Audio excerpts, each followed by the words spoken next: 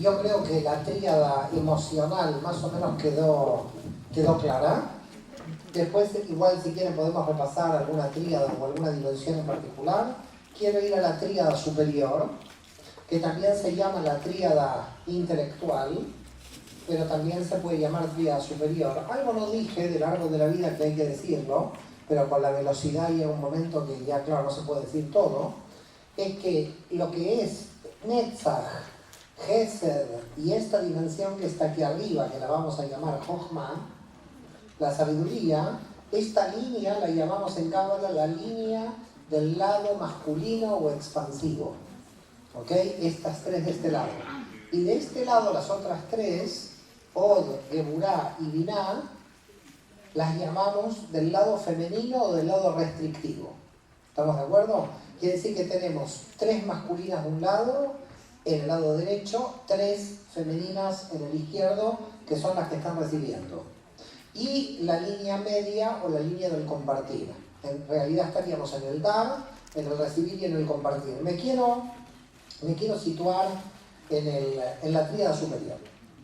En la tríada superior nosotros tenemos Jochma, que es la sabiduría, que la sabiduría tiene su arquetipo en Adán, y Binah, que es el entendimiento, algunos cabalistas lo llaman la inteligencia, cuyo arquetipo es Javá. Bueno, lo digo en hebreo, pero es Eva. La Binah es la mente racional, el hemisferio izquierdo del cerebro. La Binah es la mente racional. Y la sabiduría es la intuitiva. ¿Ok? Entonces tenemos dos tipos de conocimiento en Cábala. Yo voy a borrar aquí porque todo esto lo voy a tener que agrandar. No sé si alguien quiere sacar alguna foto de esto o no. ¿Lo borro? Ok. Entonces, voy a agrandar porque ahí no me va a entrar todo lo que tenemos que explicar. Y es la tríada más importante del árbol de la vida. Porque, no sé si ustedes recuerdan, cuando vimos hoy a la mañana, cosmogónicamente, cuando el Adam Kadmon entraba, no sé si recuerdan ya, hace 10 horas, no me acuerdo cuándo lo vimos, cuando empezó el seminario, que estaba Galgaltá 72 y 63. Y eso sería Keter, Jochma y Binah del Adam Kadmon. Y entonces esas, dicen los cabalistas, no fueron dañadas, porque las que habían sido dañadas eran 52 y 45. Quiere decir que para los cabalistas nuestra mente no está dañada. Las que están dañadas son las que están abajo de nuestra mente. Las 7 que están abajo de nuestra mente. Entonces, vamos a hacer aquí una super, bueno, voy a tener que tomar otra, una super gigante tríada, ¿ok? Una super gigante tríada, voy a poner aquí Jochma y Binah, Jochma, Binah y Keter, Jochma y Binah y Keter. Esta tríada así, tal como la ven, en hebreo se llama Sehel. Sehel en hebreo quiere decir inteligencia. Alguien puede decir, bueno, pero la Binah no era inteligencia. No, Sehel sería inteligencia integrada. ¿Ok? Entonces, cuando hablamos de Sehel, estamos hablando de integrada. Inteligencia integrada. Que en realidad inteligencia integrada en el texto de la Biblia hebrea, en el Tanaj, aparece como los iluminados. Es decir, alguien que tiene la inteligencia integrada está iluminado. ¿Ok? Por eso aparecen los iluminados como Sehel en el texto de Daniel. En el texto del profeta Daniel aparecen ahí, los que van a ser iluminados. Que es mucho más que sabio, porque la sabiduría está en Jochma, como vimos, y la inteligencia o el entendimiento está en Binah. Cuando a nivel racional la razón se quiere imponer sobre la Jochma, es decir, cuando alguien racionalista quiere imponerse sobre la Jochma o decir que la Jochma es superstición o atacar la Jochma, entonces se activa la fuerza de Lilith. ¿Qué es Lilith? Lilith es la mente racional que se quiere imponer sobre la sabiduría. Quiere decir que no entiendan el Lilith en plan femenino.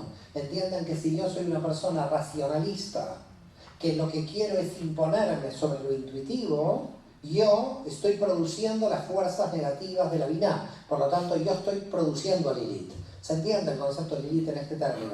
En la tradición judía, no sé si ustedes recuerdan cuál era el problema que tuvo Lilith con Adán, si quieren lo recordamos. Lilith en la tradición no está en el texto de la Torá, pertenece a la tradición oral, fue la primera mujer de Adán y la que quería tener relaciones sexuales arriba de Adán. Eso, en términos simbólicos, es que la razón se imponga a la intuición. Y Adán dijo, yo no quiero a esta mujer, porque esta mujer lo que quiere es imponerse sobre mí. Entonces, estaban hablando en Cábala de que la Binah se sitúe arriba de Jochma. ¿Estamos de acuerdo?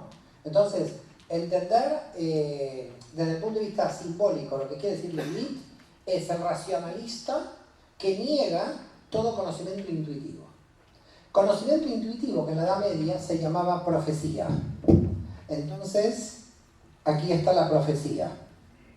Por eso dice el Talmud que los sabios reemplazaron a los profetas. ¿Estamos de acuerdo? ¿Se entiende este concepto? Profecía, nebuá, ¿no? Y también sabiduría, jochma. Este sería el ámbito. Pero básicamente ahora lo llamamos conocimiento intuitivo. Cuando la Binah está correcta, es decir, cuando el entendimiento funciona en equilibrio con la sabiduría, entonces están las fuerzas de Eva. Eva sería la correcta situación de racionalidad. Es decir, hay que ser racional, diría la Cábala, pero no imponer la razón sobre la intuición. Por lo tanto, tiene que haber racionalidad, pero la intuición se tiene que mantener. Si la intuición quiere hacer el efecto contrario, es decir, que la intuición se sobreponga sobre la razón, ahí se actúan las fuerzas de Satán. Satán es el lado oscuro de Adán y Lilith es el lado oscuro de Eva. ¿Se entendió cómo funciona? ¿Se queda claro? En Binah, el planeta es Saturno.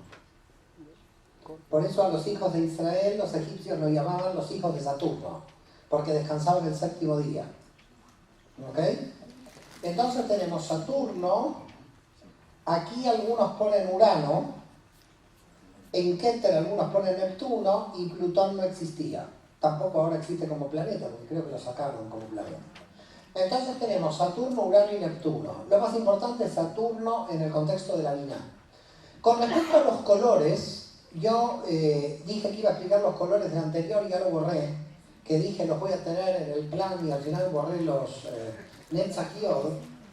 Netzach es rosa claro, Netzach es rosa claro, tiene que volver para abajo del árbol al principio, y Od es rosa oscuro. Como pueden ver, están influenciados por el rojo de Geburah.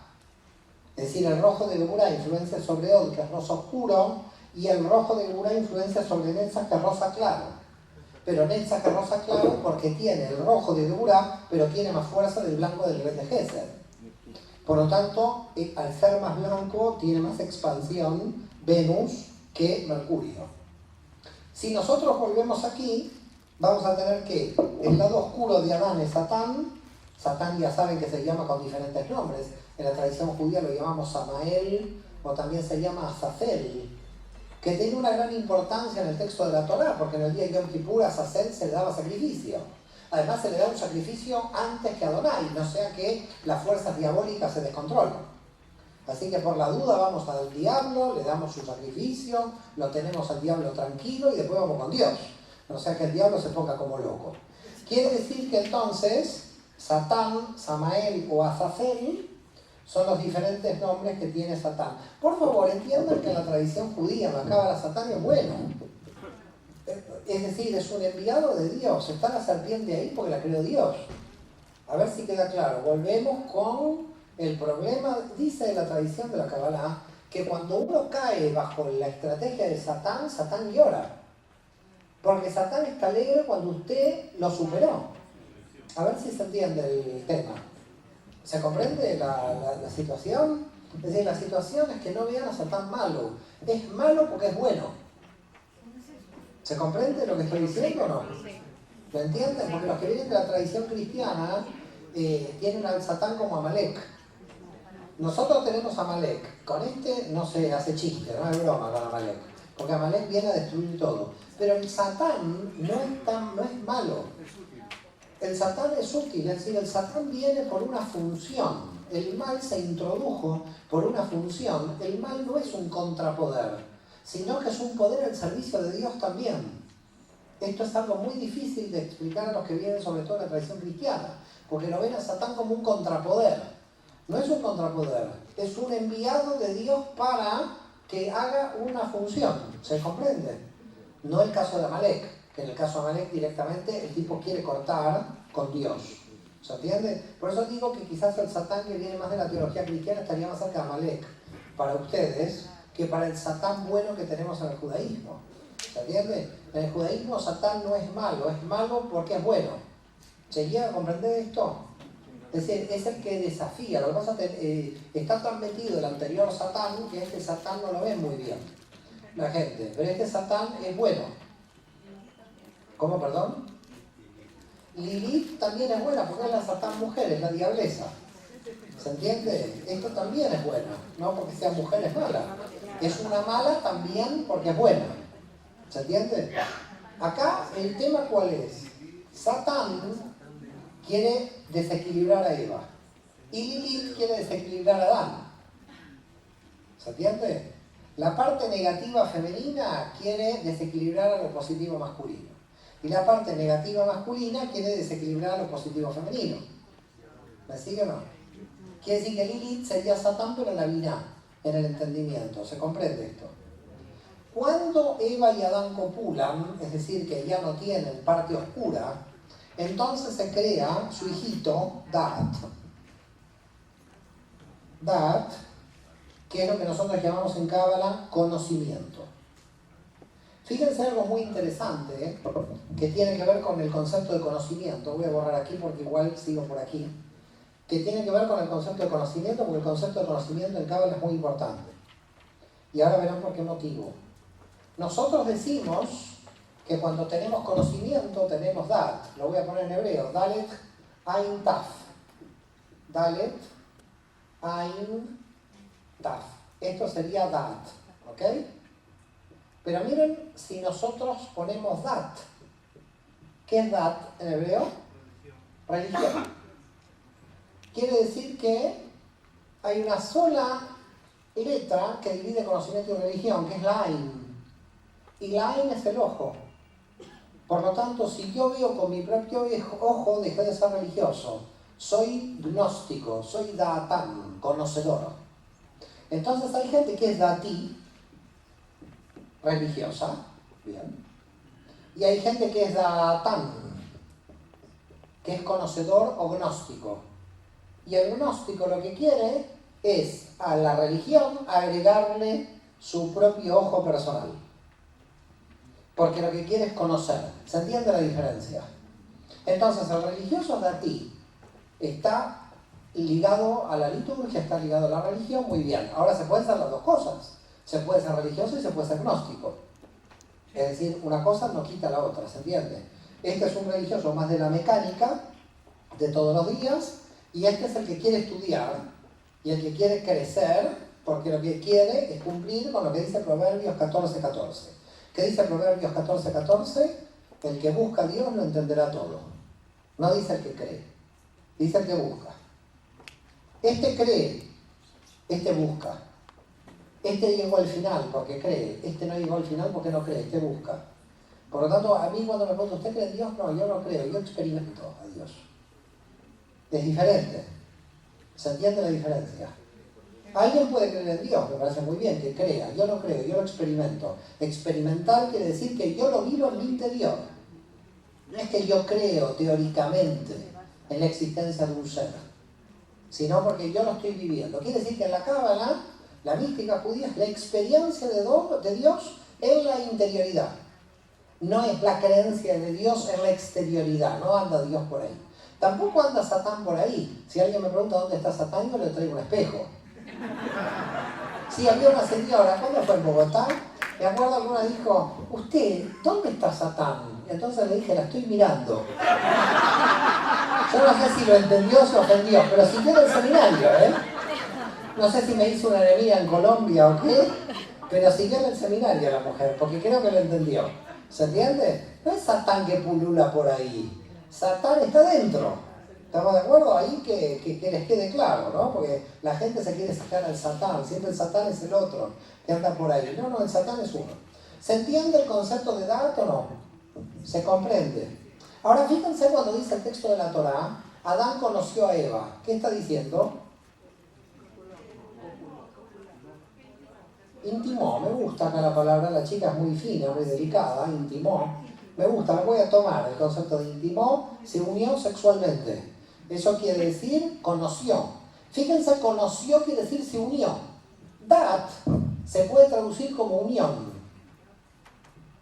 Dat se puede traducir como unión. ¿Y qué une la unión? Jochma y Biná. Esto es lo que está uniendo. Por eso Dat es el hijo de Jochma y Biná, porque el conocimiento une. Por lo tanto, si el conocimiento separa, no es conocimiento en la cábala. Porque el objetivo del conocimiento es unir. Tengan cuidado ahí. Porque la que separa sola es la Biná.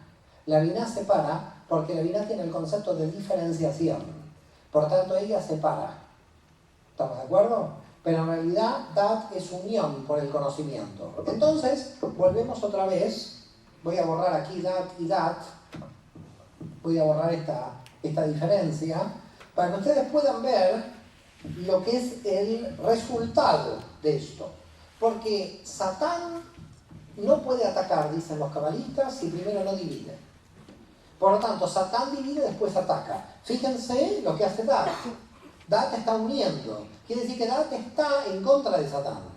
Lo está dejando neutralizado. Cada vez que Dat une, Satán no puede hacer nada, porque Satán opera por la división. Por lo tanto, si alguien divide, ya está Satán. Por lo tanto, tenemos un problema. Si nosotros dividimos entre el bien y el mal, ya es mal, porque ya está Satán. En cambio, el árbol de la vida no divide entre el bien y el mal. El árbol de la vida dice el bien es bueno, pero el mal también es bueno. Por lo tanto, yo entiendo la función del mal, porque el del mal también yo estoy aprendiendo. Quiere decir que el aprendizaje está arriba del bien y del mal. Porque también aprendo del mal. Dice la cábala, del mal aprendo más rápido. Porque del bien me duermo. Entonces le dices a un bebé, no pongas los dedos en el enchufe, no pongas los dedos en el enchufe, aprende, no sé. Cuando los puso, aprendió. Aprendió rapidísimo. ¿Por qué aprendió tan rápido? Porque dicen los cabalistas, la vía del temor es más rápida que la vía del amor. Tú le dices, te amo, no pongas los dedos, te amo, no pongas los dedos, ¿qué hace el tipo? Trácate. Pone los dedos. Y ahí el tipo queda medio así, aunque ahora ya la electricidad ya no pasa en general. Pero ¿qué pasó? Pasó que entendió. Por lo tanto, ¿qué dice la cábala? El mal resitúa rápidamente los valores. ¿Estamos de acuerdo? El tipo está en una vida materialista, se enfermó, el tipo cambió. ¿Por qué no cambió antes? Porque no pasaba nada. Quiere decir que dice Aulafia, detrás de todo bien hay mal y detrás de todo mal hay bien.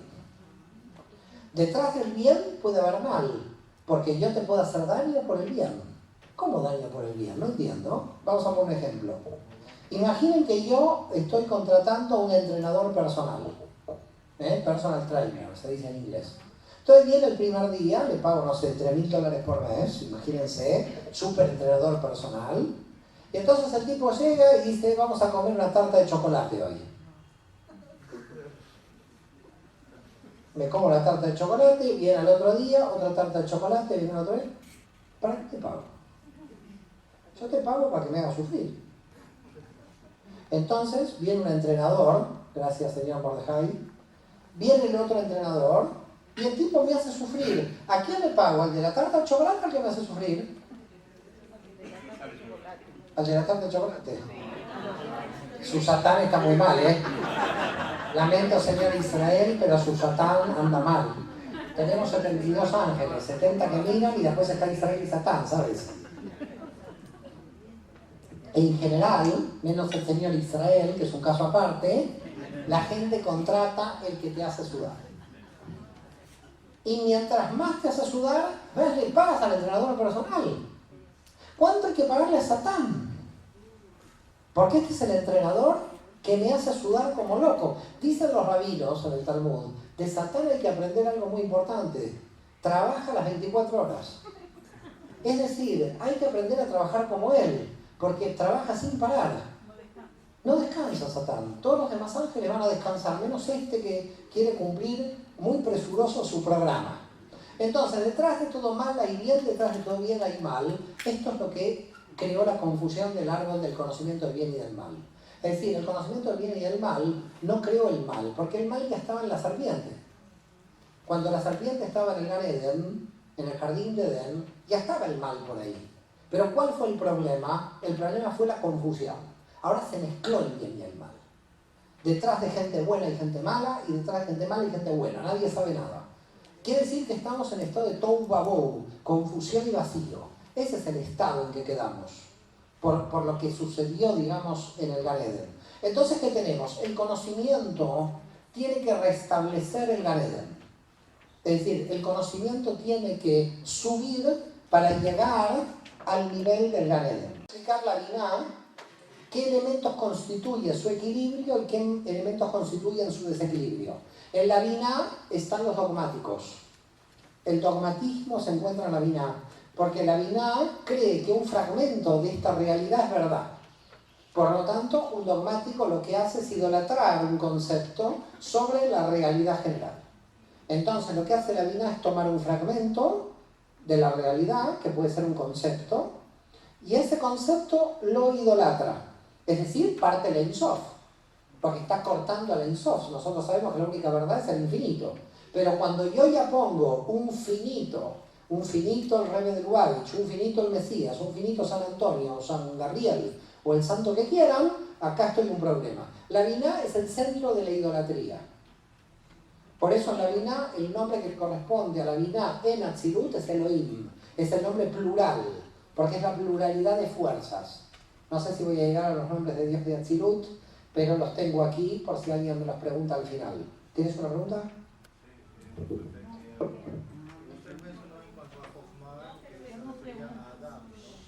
Jochma es Adam en el arquetipo, sí. Usted lo mencionó como intuición. Sí. ¿Jochma sería sabiduría o intuición? Jochma es la sabiduría y la sabiduría es intuitiva. Es lo mismo, ambas. Profecía, sabiduría, intuición. Tenés que entender que estamos hablando de dimensiones, que no es una contra otra. Hay varias características en una dimensión. Por ejemplo, las características de Binah, que es la gente inteligente, no es solamente inteligencia. La Binah, por ejemplo, tiene organización. Personas muy organizadas son muy inteligentes. En la inteligencia está como clipal perfeccionista. Es decir, la persona que quiere todo perfecto. En la Binah está la autoexigencia. La autoexigencia está en la Binah, la organización. Es decir, cada dimensión no tiene un solo concepto, tiene muchos conceptos. Porque una dimensión abarca muchos aspectos. Intuición, profecía, sabiduría, aunque son conceptos que matizando son diferentes, pertenecen al mismo campo dimensional. ¿Se entendió? Son campos dimensionales con muchas características. Entonces, Eva es la que divide, Eva es la que discrimina, pero no es una discriminación negativa, es una discriminación positiva. Es como cuántas sillas, cuánta clasificación de sillas hay. Hay muchas sillas diferentes, no pasa nada, es Eva la que clasifica. Tiene una función muy importante, y por eso dije organización, porque la Binah es la que cuida a sus 7 hijos. ¿Qué son los 7 hijos? Todas las dimensiones inferiores. Las 7 dimensiones inferiores que vimos son controladas por la Binah. Por lo tanto, hay una diferencia entre la Binah y la Jochma. La Binah controla el saber. La Jochma sabe. Son dos conceptos. La Binah quiere controlar el saber. Por lo tanto, en la Binah, nosotros desde el punto de vista de la Kabbalah decimos que es la dimensión de las respuestas. Acá estamos desesperados por las respuestas. La Binah son las respuestas. En cambio, la Jochma son las preguntas. Una persona, mientras más pregunta, más aumenta el nivel de sabiduría. Por lo tanto, hay que preguntar, permanentemente hay que preguntar, porque la persona aumenta la sabiduría. Ahora, ¿cómo se entra la sabiduría desde la inteligencia? El inteligente tiene un problema porque puede ser soberbio de su propia inteligencia. Es decir, la Lilith de la inteligencia la puede encontrar en cualquier universidad. Porque es la soberbia del control. Esto es muy occidental. El control del saber, pero no es el saber. Queda clara la diferencia. Yo sé cuál es la respuesta, eso es la Bina. En cambio, en la Jochma tengo las preguntas. Y las preguntas las tengo que sostener. De la Bina a la Jochma tengo que ser humilde, cumpliendo lo que dice Génesis, soy polvo y cenizas. Yo no sé si ustedes saben lo que sucedía en Judea en el siglo I, en la época de Jesús, cuando un judío se encontraba con otro y el otro era soberbio. No sé si conocen la tradición. En el siglo I uno iba caminando por ahí y entonces se encontraba con uno que se hacía el soberbio. Entonces uno no le decía nada en el siglo I. Cogía a tierra y hacía así. Nos vamos los dos. De ahí que la iglesia sacó el miércoles de ceniza. El miércoles de ceniza es una tradición judía del siglo I, de la época de Jesús, donde nosotros juntábamos la ceniza para que cuando nos encontrábamos con un soberbio le hacíamos así. Los dos nos vamos a la tierra. ¿Se entiende? Como diciendo, no te hagas acá aquí el chulo, como decimos en España, porque vos también venís también te hundís en el fango, como yo. Entonces, en Jochma hay que tener humildad que no es una virtud moral para la Cábala, es estructural. Dice Aryeh Kaplan, el gran cabalista americano, para nulificar el ego, es decir, para controlar el ego, hay que mirar las dimensiones del espacio. Si tú te pones mirando una noche las estrellas y dices, ¿qué soy? Soy polvo y cenizas, frente a ese universo gigantesco. Por lo tanto, aquí el arquetipo no es el sabio, sino el Talmid Jajam. ¿Y qué quiere decir Talmid Jajam? Talmid quiere decir aprendiz de sabio. Nunca en el judaísmo ni en la Cábala hay alguien sabio. Porque si alguien es sabio es producto terminado. Ya no va a querer seguir estudiando más, no va a querer crecer más. Quiere decir que en realidad siempre un sabio se le tiene que llamar Talmid Jajam, aprendiz de sabio, porque siempre es aprendiz. Porque el sabio es Dios, con lo cual yo no me puedo comparar con Dios. ¿Cómo voy a ser sabio? ¿Qué nivel de sabiduría voy a tener yo frente al infinito? Por lo tanto, recuerden algo muy importante, aprendiz. Aprendiz de sabio, Talmid Jajam, así dice la tradición judía, Talmidei Jajamim, no dice Jajamim, no dice sabios. Para recordarles a los sabios que les sigue faltando para ser sabios. Y que nunca van a llegar a alcanzar la sabiduría total, porque esa le pertenece al infinito. Por lo tanto, si yo entro en Jochma no puedo ser soberbio, porque no me queda forma. Mi clipá ya no es la soberbia intelectual que tiene el inteligente. Pero ¿cuál entonces puede ser la clipá que aparezca en Jochma? La desesperación por la luz. La clipá del sabio es querer tener más luz de la que se merece y por lo tanto que se vuelva loco, la locura. La locura es la clipá de la Jochma, porque como está tan alto en la luz, quiere más luz y no se pone límite.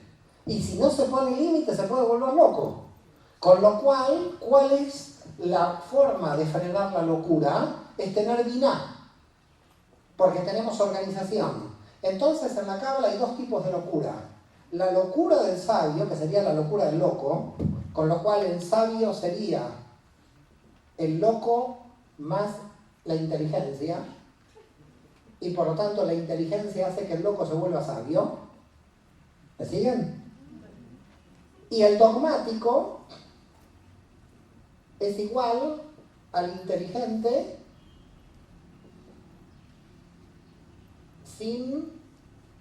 menos la sabiduría. Es decir, un dogmático es inteligente sin Jochma. Y un loco es Jochma sin mira. ¿Se entiende esto? ¿No se entiende? Explicamos otra vez. Si uno está en la sabiduría, el problema del sabio es que quiere subir más a la luz. Por lo tanto, quiere más luz, lo cual es natural para el alma querer más luz. Si sube a la luz perdiendo la cordura, se vuelve loco. Si se queda en la cordura sin subir a la luz, se vuelve dogmático. Y el dogmático es lo que en la Cábala llaman la locura de la cordura. Porque está tan cuerdo que está loco. Tenemos en Cábala dos clases de locura. La locura de la cordura y la locura de la locura. La locura de la locura es cuando la sabiduría no tiene inteligencia. La locura de la cordura es cuando el cuerdo no tiene sabiduría. Porque cuando el cuerdo no tiene sabiduría se vuelve dogmático. Los dogmáticos son muy inteligentes. Porque los dogmáticos son los ólogos. Recuerden que la Bina es el logos. Y la Jochma es Sofía. En griego. Acá están los ideólogos. Acá están los teólogos. Todos los que quieren controlar el verbo. Por lo tanto, los dogmáticos tienen que crear una estructura de teología para que crear una identidad de seguridad que les permita que nada les tire abajo. Son como los fariseos del sistema, los que tienen que cuidar la teología o los que tienen que cuidar la ideología. Y el sabio se salta el logos, porque en realidad el logos ya sabe el sabio que es un sistema de seguridad. Entonces el sabio no entiende el dogmático, porque el dogmático en realidad es un idólatra. Porque al establecer un dogma está estableciendo una idolatría sobre el dogma. No sé si me van siguiendo. Todo dogmático es un idólatra. Y por lo tanto todo un fundamentalista religioso, aunque se diga monoteísta, es idólatra. Este es un fragmento de la realidad. Entonces en realidad es curioso que en el fundamentalismo religioso un dogmático no sea monoteísta, porque en realidad está subiendo un dogma que es un fragmento de la realidad al nivel de la Ein Sof, y eso no lo puede hacer. El sabio se da cuenta de eso.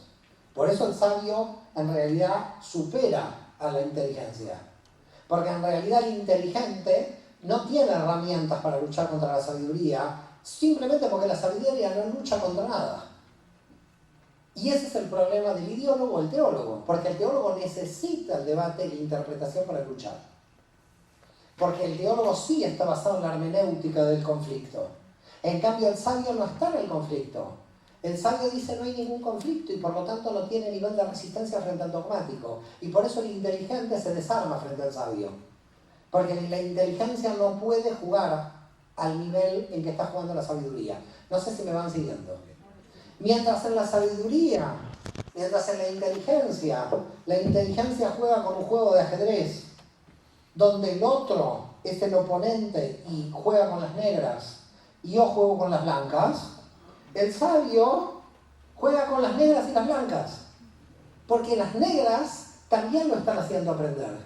Para el inteligente dogmático, las negras son Satán, es un peligro. El inteligente tiene que tener un oponente que entre en conflicto, porque no puede definir su identidad sino por un adversario. El sabio tiene una identidad que no necesita de adversarios, porque el sabio creó su propio adversario del cual está aprendiendo. No necesita adversarios exteriores el sabio. No sé si me van siguiendo. Por lo tanto, el sabio está jugando otro partido, aprende de las negras y las blancas. Por lo tanto, el sabio puede ver en las negras también luz. Porque también las negras me están jugando a favor. Por lo tanto, el inteligente quiere derrotar a todos los que juegan el ajedrez. Y el sabio quiere ser derrotado para aprender por los mejores. Y entonces, cuando yo entendí el funcionamiento de la organización y cuando yo entendí el funcionamiento de la sabiduría, creo un conocimiento que el Dat me lleva a la corona, a Keter. ¿Pero qué es Keter? Keter es la conciencia de que yo nunca llegué a mi potencial, porque en realidad en Keter no hay resultado, sino en Keter está la felicidad del proceso. Muchas gracias. Por si alguien me pregunta, ¿y Keter qué arquetipo tiene? Miren, antes de entrar en la historia de la Cábala, decirles algo que me parece importante. Y es lo siguiente. ¿Recuerdan todos los desequilibrados que teníamos aquí abajo? ¿No? David, Yosef, Aarón, Moisés, Jacob, Isaac y Abraham. Todos estos arquetipos son nacionales, pertenecen al pueblo judío, pero fíjense que acá tenemos a Adán y Eva. ¿Esto qué quiere decir? que a partir de aquí, en la inteligencia, somos todos iguales sin diferencias nacionales. Pero ¿dónde aparecen las diferencias nacionales o religiosas? Cuando aparecen las emociones. Por eso las emociones dominan el sistema fragmentario. Es decir, hasta las emociones tenemos arquetipos nacionales. Pero después de las emociones en la inteligencia tenemos arquetipos universales. Eso es interesante para demostrarles que la Cábala lo que está diciendo es que cuando uno se fragmenta en un grupo político, religioso, nacional, es emocional, no es intelectual. ¿Y hay colores? Los colores. Menos mal que pregunta la señora, porque yo cumpliendo tanto a rajatabla del programa me olvido de temas. Sí, hay colores. En Binah, Jochma, Keter, después veremos, pero Binah y Jochma. En Binah, los cabalistas establecen dos análisis posibles. El color de la Binah tradicional puede ser lo que se llama en el texto del Shema Israel Petil Tehelet. Es decir, lo que era un celeste del molusco que se sacaba del Mediterráneo y que se hacía un fleco, de los 8 flecos, un fleco, porque era el color de la Merkabá, azul zafiro. De ahí viene el nombre Sefirá, del zafiro, porque zafiro es la única piedra que puede tener todos los colores. Usted puede tener zafiro azul, zafiro negro, zafiro rojo, zafiro amarillo. Por eso se llama Sefirá. Dimensión viene de la palabra zafiro, que sepan. Sefirá. Entonces, en Binah tenemos el Petil Tehelet, que es el azul zafiro de la Merkabá, del carro de fuego de Ezequiel, porque nosotros sabemos que el dios de la Merkabá era azul. ¿Ustedes sabían eso? Era como Shiva, no la de esta serie. La Shiva de la India. ¿Se entiende? ¿Vieron que es azul? Bueno, que sepan que el dios de la Merkabá de Israel es azul. Está descrito en el primer capítulo de Ezequiel. Así que no tiene sangre roja, tiene sangre azul. De ahí que la monarquía dice que es de sangre azul, porque desciende de los dioses. Por eso los monarcas dicen somos de sangre azul, porque los dioses eran azules. Por eso provienen de la sangre azul. Bueno, no estamos por ahí, ya usted señora, ya, usted que quiere física cuántica, lingüística, ya la señora aquí cree que, bueno, yo soy un simple profesor de cámara, ¿entiendes? Entonces, a lo que voy es que el color de la Binah es el azul o el púrpura, que es una especie de violeta. Aquí el color también sería lila. Si ustedes van a Google y ponen el ángel Metatron, verán que Metatron está de lila. Está de lila porque es el color de la Binah de la Merkabá. Y por eso la tradición cristiana, que era muy esotérica, mística, cuando nació el cristianismo, porque nació del judaísmo, le pone el manto de la Virgen también azul. Porque el manto de la Virgen pertenece al color azul de la Merkabá. Pocos católicos saben eso. ¿No vieron el manto de la Virgen que es azul? Sí. Bueno, que sepan los que lo vieron que ese es el azul de la Merkabá y es el azul de Eva. Por eso para la tradición católica María la Virgen va a terminar con el pecado de Eva, que pobre Eva no pecó para la tradición judía, claro. Entonces, ¿qué tenemos aquí? Ese es un posible color, el lila violeta o el azul zafiro. Pero también algunos cabalistas dicen que en la Binah están todos los colores. Solamente que todos los colores se quieren imponer unos a los otros en la Binah. Porque recuerden que en la Binah cada uno tiene su dogma y cada uno tiene su idea. Entonces, ¿qué pasa si yo pongo un color encima del otro? El amarillo, el marrón, pongo arriba el verde y pongo arriba... ¿Qué se me vuelve? No, voy mezclándolo, que arcoíris. Los estoy mezclando y entonces estoy... Quiere decir que cuando nos queremos imponer a los demás, esto se vuelve negro. Ahora no nos queremos imponer a los demás, porque vemos que todos los colores van a ir juntos y ninguno se va a imponer. ¿Qué pasa si a un círculo de colores le doy vuelta rápida pero no se impone? Blanco. Ese es el color de Jochma. Con los mismos colores la inteligencia entra en conflicto y con los mismos colores la sabiduría llega al blanco. Y aquí tenemos un blanco que no es el blanco de Gesed, es un blanco sin plata. Recuerden que el blanco de Gesed era blanco mezclado con plata. Aquí en Jochma tenemos blanco solo. Entonces tenemos el blanco como color de Jochma Y tenemos el transparente como color de Keter. Y ahí entramos en otro problema. ¿Existe el color transparente?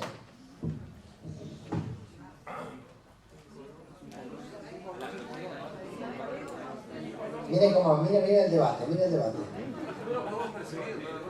El transparente ¿es color o no es color? Es decir, a mí me ponen una botella transparente, ¿yo la veo o no la veo?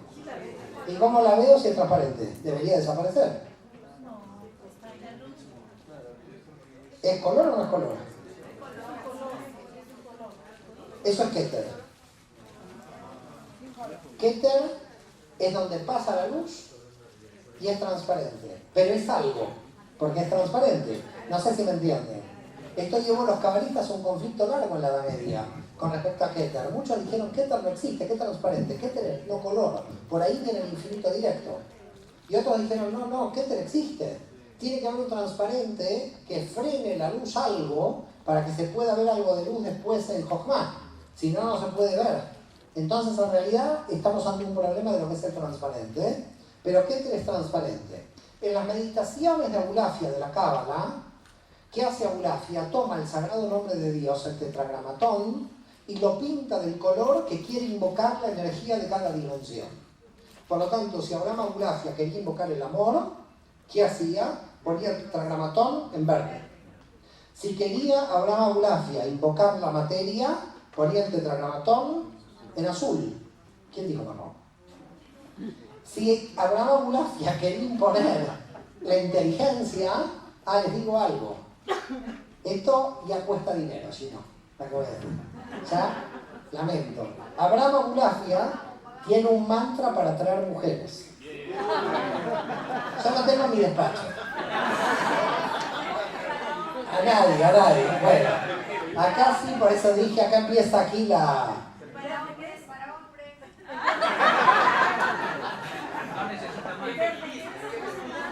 Era la Edad Media, pobre Abulafia. Pagamos doble. Pagan doble las chicas. Bueno, pero voy a hacer un mantra para hombres, no sé. Hay que inventarlo. No, pero que sepan que en serio, ahora saliendo el chiste, hay un mantra para la atracción de las mujeres. Que está en hebreo y se invoca. Mirá el chino como me está hablando. Viene a Barcelona mañana. Mañana conversamos. Está el pasaje abierto, chino. Tenemos el pasaje abierto. Bueno, veo muchos candidatos por aquí, también.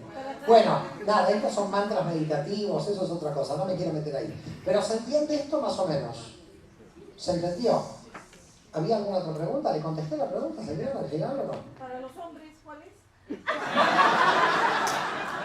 Mire, yo le voy a contestar algo en secreto, pero ahora va a ser público. Usted me pidió ir al ejército de Israel. Usted no sabe los hombres que hay ahí. A mí que me gustan las mujeres, veo hombres que están guapos. Y yo no dudo todavía de mi situación. Así que usted no sabe lo que le espera. Su hermana allí no se queda en el ejército de Israel. Bueno, ¿se entendió el árbol de la vida más o menos? ¿Sí? Bueno, vamos a pasar a la historia de la Cábala, tema que quedó en el aire. Y después de historia de la Cábala, ¿había alguna pregunta más? Perdón. ¿No? ¿Hacemos historia de la Cábala? Sí. Ok, más o menos esto se entendió. Está en el libro Yo del Secreto, por si quieren alguien ampliar esto. Pero de todas maneras, con vacío existencial y estos temas, más hacia lo psicológico, vamos a hablar durante la semana, las conferencias de la semana. Voy a borrar aquí, voy a borrar todo para ir directamente a la historia de la Cábala, porque hay mucha confusión con la historia de la Cábala. Dimensiones del árbol. Hasta Keter, es decir, usted imagínese que lo que llamamos mundo espiritual, para la Cábala no hay una diferencia de espiritual y material. La mesa, que es materia, es espiritual también. No sé si entiende. Porque la gente entiende lo espiritual como algo desligado de la materia. En la Cábala, todo es espiritual. No hay nada que no sea espiritual. ¿Se entiende? Incluida la materia, a tal punto que nuestro nivel del alma más bajo, que es el nefesh, nosotros le llamamos alma animal, que sería nuestra materia. ¿Me sigue lo que le digo?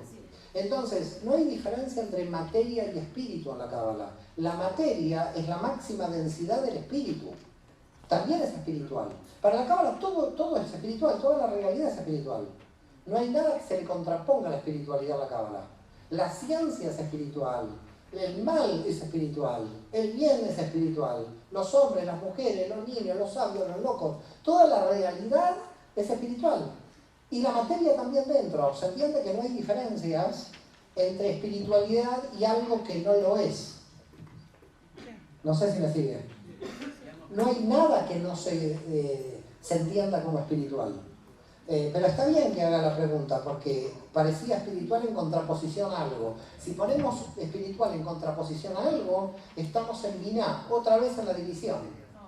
Si yo digo espiritual y material, no, en la Cábala usted habla de dinero, es espiritual. Pero hay un problema de confusión por quizás la herencia católica. El problema de la herencia católica en general es que negó la materia y el sexo como no espirituales. En el mundo judío las dos son importantes, porque pertenecen a dimensiones espirituales. ¿Se entiende? Usted hace sexo con conexión espiritual y es espiritual. Usted da dinero a los pobres y es espiritual.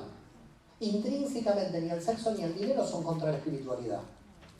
¿Se comprende esto? Porque quizás por la tradición católica que han heredado, ustedes entiendan que lo sexual o lo material son cosas que están aparte. No es así. Porque si son cosas que están aparte, quiere decir que Dios no está ahí. ¿Me siguen? Y Dios está en todos lados. Usted tiene que entender que las dos dimensiones más bajas del árbol de la vida, que son Malhut y Yesod. Malhut es la materia. Y en Yesod, además del ego y las relaciones, estaba la cuestión sexual. El sexo y la materia no son malos en la Cábala, de acuerdo a cómo se utilicen. Acá en la Cábala el problema de bien y mal no es de algo, un instrumento, es cómo lo utilice. Internet, ¿qué es bueno o malo? No sé, depende de cómo se utilice. El ajedrez es bueno o malo. Si usted juega bien, bien, pero si se lo tira por la cabeza al otro es malo. Entonces, el problema es este rotulador, ¿es bueno o malo? Para escribir es bueno, si se lo tiro al tipo de acá al lado también es malo. Es decir, a ver si se entiende el problema. Ni nada en sí mismo es malo ni bueno, es de acuerdo a cómo yo opero con el objeto. ¿Se comprende lo que estamos diciendo? Entonces entiendan que lo más bajo de la realidad se puede hacer lo más alto de la realidad. ¿Estamos de acuerdo? No, pero está bien lo que ella dijo, porque en verdad era una pregunta que tenía del almuerzo, de la comida, y no la habíamos hablado. Y la promesa también del viaje de ida solamente, ¿no?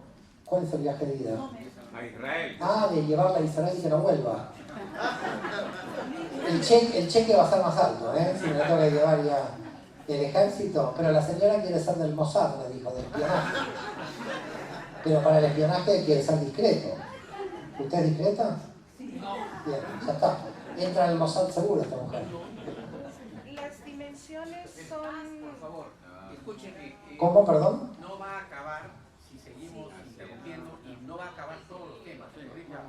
Yo les explicaría, si queda alguna pregunta cuando termine todo el seminario. Si no, no va a acabar el seminario. Por favor, les pido.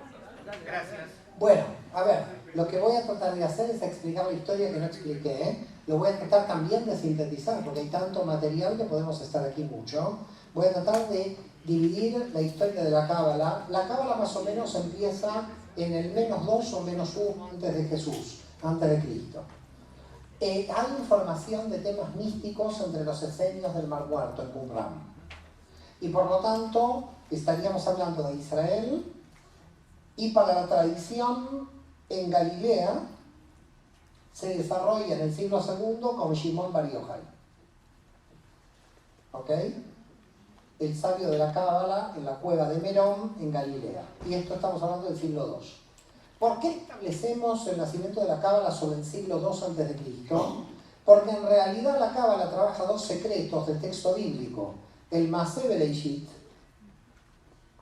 y el Maaseh Merkabah. El Maaseh Bereishit es lo que vimos toda la mañana de hoy, el nacimiento del universo. El Maaseh Merkabah no lo hemos visto ni lo vamos a ver, porque es un secreto que es más difícil de entender. El Maaseh Merkabah. ¿Ok?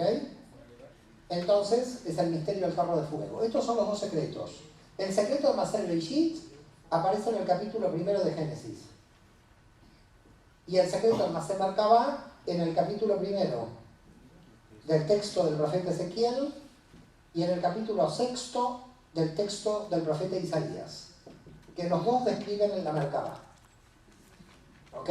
Tanto Isaías como Ezequiel describen el mismo carro de fuego, que es ese Dios azul que estábamos viendo antes. Eso es Masé Merkabah, esto es Masé Bereshit. ¿Cuándo se cierra el texto bíblico? Para a partir de ahí que existan círculos místicos que puedan estudiar estos dos secretos. En el 515 a.C. con Esdras, o Esdra el escriba. ¿Ok? 515 a.C., Esdras cierra el texto de lo que ustedes conocen el Antiguo Testamento. Solamente van a quedar dos libros fuera del texto del Antiguo Testamento, que es el libro de Esther, porque todavía Purim no existía, desde el año 380 a.C., y el Cantar de los Cantares, que los rabinos lo veían medio pornográfico, entonces estaban debatiendo si lo metían o no lo metían en el canon. Al final, como se metió Rabbi Akiva en el siglo II, dijo, ese es el amor del pueblo de Israel por Dios. Y como el cristianismo lo heredó, no sabía qué hacer con ese libro, dijo la Iglesia y Cristo, para tratar de también salvar las patatas calientes del fuego. Pero queda claro que es erótico ese libro, y que no tiene que ver ni Israel ni Dios, ni tiene que ver la Iglesia y Cristo. Pero Esdras cerró el canon en el 515, y entonces ahí apareció el Bereshit y Merkabah. Quiere decir que a partir del -2, calculamos que hay círculos místicos estudiando esos textos. A tal punto, mañana lo vamos a ver cuando hablemos del judaísmo de Jesús, pero lo voy a decir ahora porque si hay gente que no viene mañana, que en los textos de los evangelios apócrifos, Jesús aparece como un niño que sabe la grafía de las letras de la Torá. Es decir, que cuando alguien interpreta la grafía de las letras de la Torá, es que es cabalista. Es un místico judío que está analizando los símbolos de las letras hebreas a nivel de la Kabbalah, que es lo que hacen después los cabalistas. Entonces, ¿qué tenemos aquí? Todo esto entra dentro de la tradición oral. Quiere decir que estos escritos empezaban a circular en la tradición oral y en realidad desde el 2 hasta el siglo X es como que todos los escritos fueron secretos en todas las comunidades judías entre los sabios de las comunidades, pero que no se publicaba un texto o que aparentemente el manuscrito era guardado en secreto de un grupo a otro. Todo esto era un conocimiento secreto que pasaba de un grupo a otro. Hasta que en realidad el primer movimiento de escritura, porque se estaba llenando de información, la gente no podía retener tanta información en la mente, de tener tanta cantidad de información, había que empezar a escribir, porque la fuerza de la cábala era la tradición oral, pero ¿cuánto se le podía explicar a un discípulo? Llegó un momento que el discípulo tampoco lo podía recordar, así que el discípulo también escribía. ¿Cuándo empiezan a aparecer los primeros escritos? Aparecen en el sur de Francia, en la ciudad de Lunel. Si tienen la oportunidad de ir a Francia, les digo que pasen por Lunel, porque ahí van a ver el primer centro de la cábala del siglo XI. Es del año 1040 y todavía el barrio judío está intacto de Lunel. Lunel es una pequeña ciudad al lado de una ciudad que hoy se conoce como Narbona. Narbona o Narbonne en francés es conocida en el sur de Francia. Aquí en Lunel aparecen dos sabios de la cábala, Abraham e Isaac Nasir. Se pusieron ellos el nombre de Nasir porque vivían solo para estudiar, hacían nazareato. Estaban totalmente dedicados al estudio de los secretos de la Torá, y estos están estudiando ahí e influencian sobre el norte de España en una ciudad que se va a llamar Girona. En la ciudad de Girona, va a aparecer por primera vez en el año 1176 el árbol de la vida que explicamos antes. El árbol de la vida que explicamos antes es del año 1176, por primera vez escrito. No sabemos en la tradición oral desde cuándo fue escrito. Aquí se desarrolla la cábala de Isaac el Ciego, Isaac el Sec en catalán, Isaac el Ciego. De aquí influencia sobre Barcelona, la cábala. Entonces toda esta región va a ser una región de actividad mística durante el siglo XII y luego el siglo XIII, porque una persona muy importante de esta tradición va a realizar un análisis del texto de la Torá en términos de Sod de la Torá, que se va a llamar Rabbi Moshe ben Nachman, o Nachmanides de Girona. Nachmanides de Girona, nacido en el año 1194 y muerto en el año 1270, Rabbi Moshe ben Maimón va a hacer un análisis entero del texto no bíblico de la Torá, de los 5 libros, en términos de los secretos que él heredó en el análisis de los textos bíblicos. Todo eso quedó en hebreo, todavía no se tradujo nada al castellano de las obras de interpretación de Nachmanides. Todo esto se va a llamar, porque en esta región van a aparecer el Sefer Abahir, una obra fundamental de la Cábala, analizada por Aryeh Kaplan, y yo les diría que si pueden comprar la traducción en castellano de Eduardo Madirolas a la obra de Aryeh Kaplan, después la podemos pasar por WhatsApp a los que están interesados, porque yo ya di el WhatsApp a todos, así que lo tienen. El Sefer Abahir, y aquí también apareció el Sefer Yetzirah. El Sefer Abahir y el Sefer Yetzirah apareció en toda esta región de Lunel, Gerona y Barcelona. Estamos hablando entre el siglo XII y XIII, queda claro. Este es un movimiento de la Cábala que se llama Cábala de la Provence, porque viene del sur de Francia, o Cábala gerundense, porque su epicentro es en Gerona. Por otra parte, entre 1270 y 1290, entre la ciudad de Castilla, que se llama Segovia, que queda a 1 hora al norte de Madrid, y Ávila, apareció el Zohar, con Z, con Moshe de León. Estamos hablando entre 1270 y 1290, que aparece la Cábala zoárica. Entonces aquí aparece la Cábala gerundense con el árbol de la vida, y acá aparece la Cábala zoárica. La Cábala zoárica no conocía el árbol de la vida. La Cábala zoárica hablaba de Parchufim, hablaba de los rostros, que después va a trabajar profundamente en Uria. Pero el árbol de la vida y esta cábala son cábalas diferentes cuando nacen. Son místicas judías diferentes. Y aquí, en Zaragoza, va a nacer en el año 1240 Abraham Abulafia. Que Abraham Abulafia va a estudiar en Tudela de Navarra y va a enseñar en 1270 en Barcelona. Pero Abraham Abulafia va a crear la cábala extática o profética, por lo cual va a empezar con los nombres de Dios y los mantras meditativos. Entonces, Abraham Abulafia va a crear una cábala individual de mantras de meditación, la región de Gerona y la Provence con el árbol de la vida y el Zohar en Segovia. Como pueden ver, 3 tipos de cábala diferentes. Y tan diferentes entre sí, que cuando Abraham Abulafia llega a Barcelona, el rabino de Barcelona, que había estudiado con Nachmanides, que se llamaba Abraham ben Adret,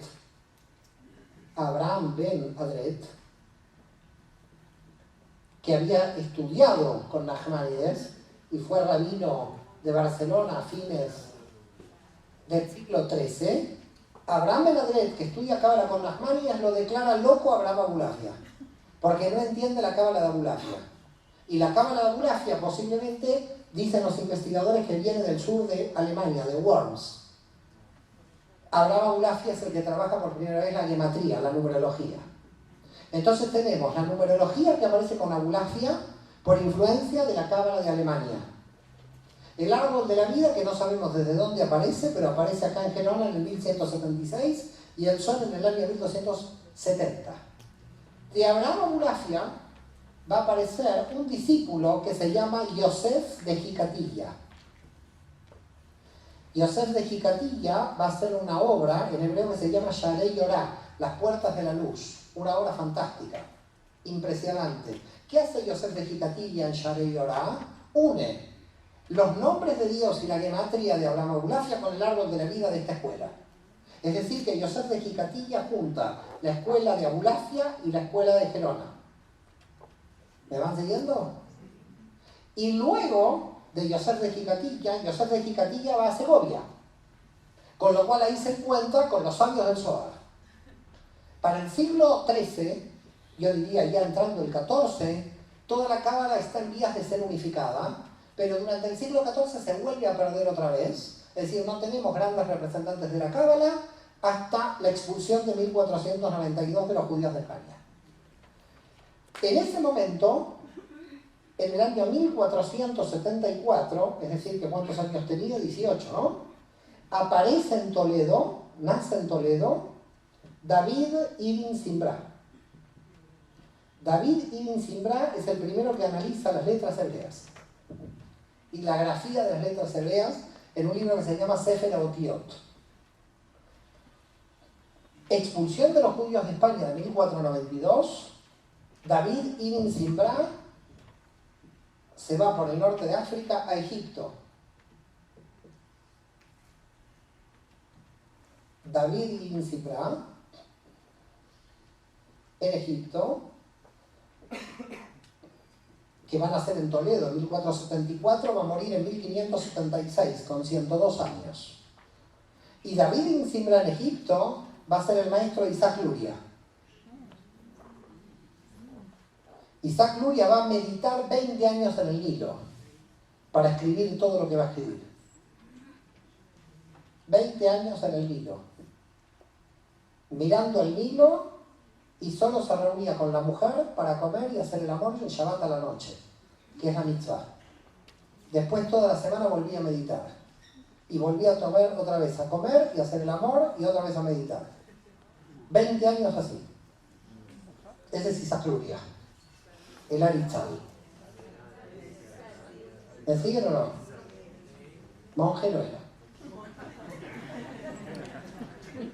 Isaac Luria, en Egipto, está cerca de Israel. Pero de los judíos de España se van juntando en la ciudad de Safed, llamada en hebreo Tzfat, que se empieza a convertir en el centro de la Cábala. Y ahí aparece Moisés Cordovero, el Ramak. Moisés Cordovero, que empieza a analizar el árbol de la vida de esta escuela, creando una obra de 18 volúmenes que se llama el Or Yakar, que es el análisis del árbol de la vida de esta escuela. Y ahí empieza Luria, llega a Safed, y cuando llega a Safed lo recibe Moisés Cordovero y le dice: ha entrado un alma de nivel superior, que es el único, dice Cordovero, que entendió el Zohar. Por lo tanto, ahí aparece como discípulo de Moisés Cordovero Jaim Vital, y cuando muere Cordovero en 1570, Jaim Vital se pone a las órdenes de Luria, que muere en 1571. Isaac Luria es el que entendió la creación del universo. Moisés Cordovero, el que entendió el alma humana con el árbol de la vida, y Jaim Vital, el que entendió la reencarnación de las almas. Muchas gracias a todos.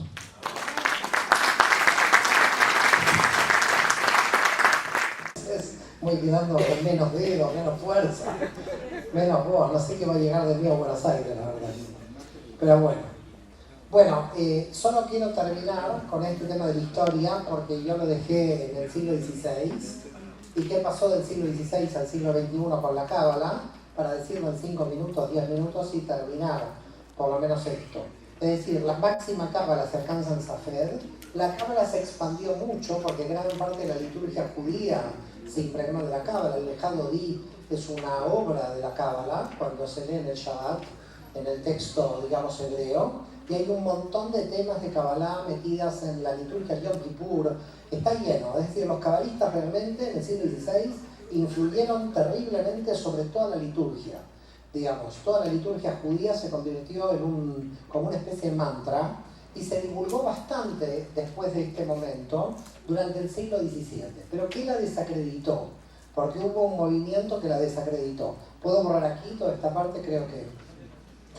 El problema que hubo apareció con otro Mesías. Si ya no teníamos Mesías, tenemos otro más. En el año 1666, miren qué año además. Qué miedo, la gente dirá. Apareció un Mesías que se llama Sabbatai Tzvi. Sabbatai Tzvi, un Mesías que se declaró Mesías en la ciudad de Esmirna, de donde viene mi familia. Así que no sé si soy descendiente o pariente de Tzvi. Eso es lo único que sospecho. Y entonces Sabbatai Tzvi fue declarado Mesías por Natán de Gaza, y entonces todo el mundo judío lo empezó a seguir a Sabbatai Tzvi como el Mesías en serio. ¿Estamos de acuerdo? Un Mesías impresionante, un Mesías que cuando entró en la sinagoga de Esmirna dijo que las mujeres se tenían que liberar de los hombres. Bueno, fue para el siglo XVII, fue una locura. Pero el sultán de Turquía tomó cartas en el asunto y dijo, ¿y este Mesías qué pasa? ¿Me quiere sacar el poder a mí? Entonces el sultán le dijo, mire, o usted se convierte al Islam o le corto la cabeza. Y este Mesías no fue como Jesús que se crucificó, sino que este dijo, me convierto al Islam. Se convirtió al Islam. ¿Estamos de acuerdo? No todos Mesías son mártires al final de este Mesías. Además este Mesías tenía gustos raros. Bueno, raros no, en realidad pueden ser normales. No quiero criticar los gustos de cada Mesías.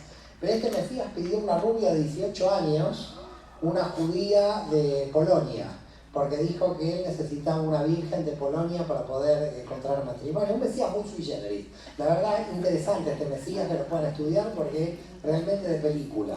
Algún día van a hacer una película de Sabbatai Tzvi en Hollywood y van a ganar unos millones. Se convirtió al Islam, pero muchos judíos le siguieron a Sabbatai Tzvi. Y entonces hoy hay 20.000 sabbateístas en Turquía. Gente que dice que va a volver Sabbatai Tzvi. Todo el mundo espera que vuelva alguien, no sé si se dieron cuenta, ¿no? Y entonces Sabbatai Tzvi murió, claro. Y las obras de Natán de Gaza para declarar a Sabbatai Tzvi Mesías eran de Cábala. Por lo tanto, los rabinos se dieron cuenta que la Cábala podía ser peligrosa. ¿Por qué podía ser peligrosa? Porque todo este movimiento mesiánico nació a partir de los estudios de Cábala que hizo Natán de Gaza. Y después Natán de Gaza hizo una obra de Cábala para justificar la conversión al Islam de Sabbatai Tzvi. Bueno, el grupo se marginó, se automarginó totalmente, terminó muy dividido, etc. Y la Cábala quedó desprestigiada y los rabinos dijeron, no se estudia Cábala. Se cerró bajo 7 llaves. Es decir, que desde Isaac Luria, Cordovero y Jaime Vital, que se expandió la Cábala hacia la liturgia hebrea, después de este movimiento al fin del siglo XVII, dijeron, acá hay un problema, mejor vamos a volver con la Cábala para atrás y la vamos a mantener oculta. Para que ustedes vean que en un momento la Cábala se iba a abrir, pero después de este hecho, la Cábala se volvió a cerrar. Hasta que apareció el que se llama el Baal Shem Tov. El Baal Shem Tov nació en 1698 y murió en 1760.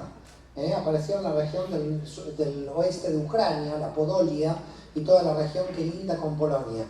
Baal Shem Tov creó lo que se llama el movimiento hasídico, el hasidismo, que empezó a explicar la Cábala al pueblo contra lo que querían los rabinos después del movimiento de Sabbatai Tzvi. Es decir, la gente creía que el movimiento del hasidismo iba a seguir con los pasos de Sabbatai Tzvi y que se iba a declarar un Mesías. Pero el Baal Shem Tov fue muy inteligente y dijo, no hay Mesías. Está en cada alma de nosotros la chispa del Mesías. Y ahí entonces el hasidismo creó la idea de la chispa del Mesías. ¿Qué es la chispa del Mesías? Cada uno de nosotros tiene en su alma la chispa del Mesías. Y de este modo se anuló, o por lo menos se congeló la idea mesiánica, haciendo un mesianismo subjetivo en cada uno de nosotros y desintegrando un poco el mesianismo que había creado Sabbatai Tzvi. Así todo, el Gaón de Vilna los excomulgó al movimiento hasídico pensando que este movimiento iba a seguir el movimiento de Sabbatai Tzvi. Quiere decir que en la historia judía los que quedaron estudiando Cábala son las dinastías hasídicas, que son como 14 dinastías diferentes de rabinos, estudiando Cábala en secreto, después por supuesto estudiar la Torá, el Talmud, etc. Ahí salió la idea de que primero hay que estudiar 20 años la Torá, 20 años el Talmud y al final la Cábala. Porque lo que querían era que no se vuelva a repetir lo de Sabbatai Tzvi. Así las cosas, el movimiento hasídico creció solamente en la ortodoxia, digamos en la ortodoxia. El judaísmo liberal alemán de la Reforma atacó la Cábala como una cuestión de superstición, es decir, que entendió Mendelssohn y los judíos de la Reforma de Alemania que la Cábala era muy supersticiosa, empezó a ser criticada por los círculos liberales judíos de Alemania y Austria y Hungría, sobre todo el centro de Europa, hasta que llegamos al siglo XX. En el siglo XX cambió todo. ¿Qué pasó en el siglo XX? En el siglo XX apareció un estudiante judío, ateo, marxista-leninista de la Universidad de Varsovia, de 18 años, y empezó a leer Hegel, Feuerbach, Marx, y empezó a leer toda la filosofía europea entera. Y dijo, esto no me lleva a ninguna parte. Y empezó a leer escritos de mística judía y dijo, esto es lo mío. Se volvió creyente, abandonó el marxismo-leninismo, y ese se llama el Baal HaSulam. El Baal HaSulam, conocido como el rabino Ashlag. El rabino Ashlag, que empezó como estudiante marxista-leninista y ateo de la Universidad de Varsovia, terminó siendo el cabalista más grande del siglo XX. Y entendió que la cábala respondía a todas las cuestiones filosóficas que los filósofos de Europa no respondían. Y a partir del Baal HaSulam y Ashlag, estudiaron con él el Rav Berg, que fundó el movimiento de cábala de Los Ángeles, su hijo Baruch Ashlag, 1905-1991, y discípulo de Baruch Ashlag, Michael Lightman, con el movimiento Bnei Baruch, nacido en 1948 en Minsk, doctor en ontología y máster en cibernética, además de físico por la universidad, creo que de Brest-Litovsk. Michael Lightman hoy tiene el movimiento en internet Bnei Baruch, que es muy grande a nivel mundial de difusión de la cábala, que es discípulo de Baruch Ashlag, que a su vez es discípulo del Baal HaSulam. Toda la cábala actual, también Ginsburg, que vive y está en Sfat, que el movimiento se llama Gal Einai. Gal Einai es un movimiento de la ortodoxia judía de estudio de cábala. Todos vienen del Baal HaSulam. Yo no estudié el Baal HaSulam. ¿Por qué? Porque yo quise ir a las fuentes de Abulafia, Luria y Cordovero. Porque lo que no me queda claro es que agregó Ashlag a las fuentes originales. Pero casi todas las actuales escuelas de cábala estudian a partir de los volúmenes completos del Baal HaSulam, que en realidad modernizó la cábala porque de alguna forma la adaptó a la filosofía europea del siglo XX. ¿Se entiende cómo termina todo hasta aquí? ¿Se entienden todas las escuelas? Quise llegar al siglo XXI para que vean las principales escuelas de cábala. Es verdad que después el movimiento de Berg un poco declinó a la muerte del Berg padre, es decir, que no tiene lo que era en su momento con Berg padre. Lightman es muy fuerte, porque el movimiento de Lightman es muy extendido, sobre todo en Rusia, de donde viene Lightman, y además porque tiene casi traducción a todos los idiomas. Y estamos aproximadamente calculando que en el mundo hoy hay 4 millones de estudiantes de cábala, entre todos los grupos. Es decir, que se está dando un fenómeno mundial de vuelta a la espiritualidad judía. Bueno, todo esto quedó claro, gracias. ¿Quedó claro esta parte? Se terminó con esto para que vean, ¿no?, lo que está pasando. Están apareciendo cabalistas mujeres. Por ejemplo, tenemos Sarah Schneider, que tiene un muy buen libro, Los escritos cabalísticos a la luz de lo femenino y masculino, que es una obra que yo recomiendo, está en castellano, de Editorial Obelisco. Sarah Schneider, después si quieren por WhatsApp, al que me lo pida se lo paso. Y entonces ese libro lo recomiendo, Editorial Obelisco, porque para mí es un libro excelente de cómo va a participar la mujer en la época mesiánica. Para los escritos de la cábala, el género femenino es casi superior, diría, al masculino, porque dice Rav Abulafia que hay que pensar como mujer. Eso lo dice claramente Abulafia. Si no pensamos como mujer, tenemos un problema. Entonces hay muchos escritos en este sentido, que lo femenino se va a desarrollar. Lo femenino de lo masculino también, ¿se entiende? Es decir, la parte femenina del hombre estamos hablando. No crean femenino como género nada más. ¿Ok? ¿Se entendió toda esta parte?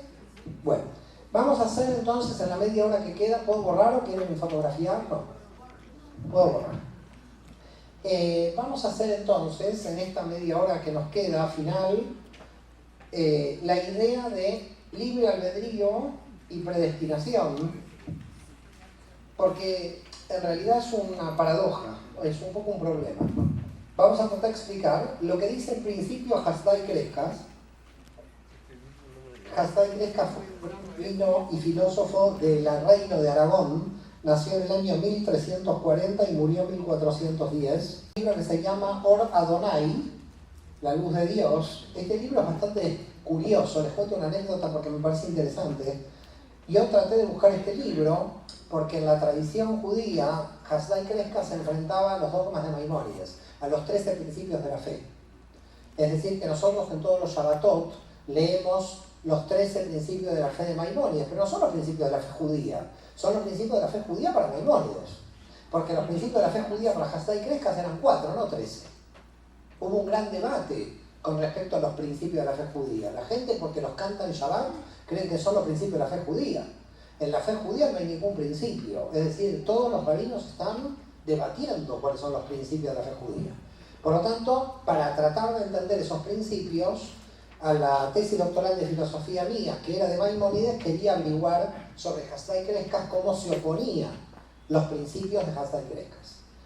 Y entonces busco la obra Adonai, que quiere decir la luz de Dios, y no lo encuentro en ninguna parte, no lo encuentro en ninguna biblioteca de la universidad. Y voy a contar esta anécdota porque verán qué consecuencia tiene contar la anécdota.